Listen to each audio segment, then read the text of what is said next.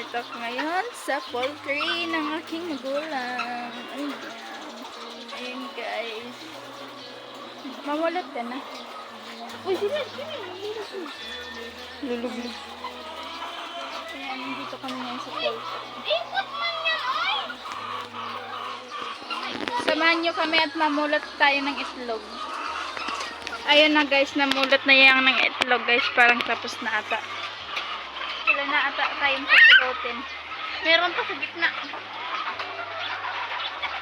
Ayan guys. Ayan.